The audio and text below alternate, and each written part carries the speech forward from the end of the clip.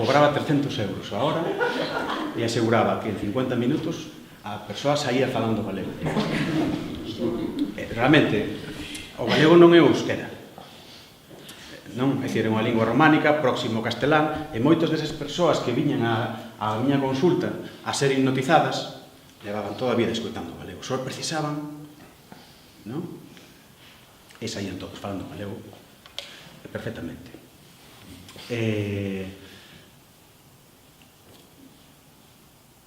Bueno, despois acórdome, por exemplo, cando foi a primeira vez que o fixen nunha aula de cuarto da ESO.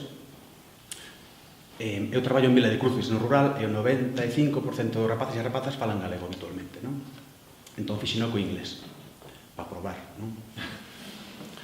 Entón acórdome que acabei a sesión, tal, eran 7 rapaces e rapazas, e dixe, Manolo, where are you from? E Manolo dixo, I'm from Vila de Cruces.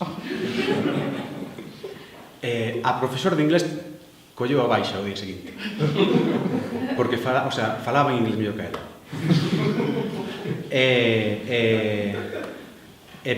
O gremio dos profesores de inglés pedíronme que deixase de hipnotizar en inglés. Entón, xurei.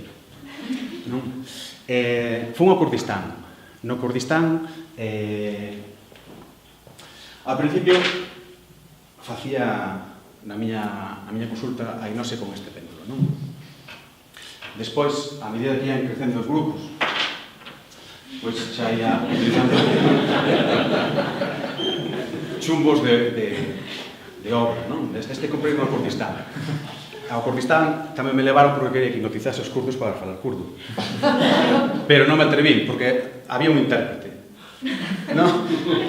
En serio, enfadámosme moito. Porque cheguei ali e li unha conferencia, porque o intérprete non era tan payaso como a mí, non? Entón, bueno, pois non nos hipnotizei. Pero sí que trouxen este péndulo e exercín de hipnotizador durante todo ese tempo. Despois, con moitos dos cartos que aforrara nesa consulta, viaxei ao Tíbet. E no Tíbet tiven outra experiencia. Eu, claro, cada vez estaba máis interesado na psicolingüística, non? E aquí temos a Andoni que pode falar, se tivese tempo, falaría moito mellor que a mí. Non, tempo. Menos mal. Bueno, o caso é que fun ao Tíbet. Vin que había un curso de habilidades psicolingüísticas. Tirei para lá un curso de 15 días que me custou 3.000 euros nun convento, nun mosteiro tibetano con budistas. Non sei se aquí hai alguén que sexa budista. Mellor. Ben, o que vou facer despois vai ser unha mostra do que calquera de nós pode chegar a facer. Basicamente, a xente que falamos unha lingua minorizada, non? Tamén falamos a lingua maioritaria do Estado, non? Incluso, contase que temos máis facilidade para aprender outras linguas, non? E aínda así, hai xente que vive nos nosos territorios e que falan a lingua maioritaria, pero non chegan a falar a lingua minorizada por unha serie de bloqueos. Vamos chamarlle así. Non me sale, me dá vergüenza, que dirán. Vale. É moi difícil.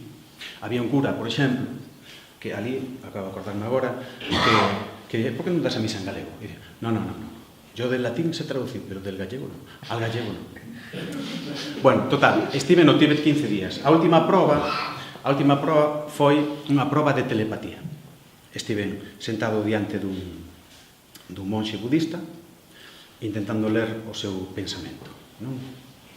Durante 24 horas con pan e auga. A situación do Tíbet tamén é interesante, non?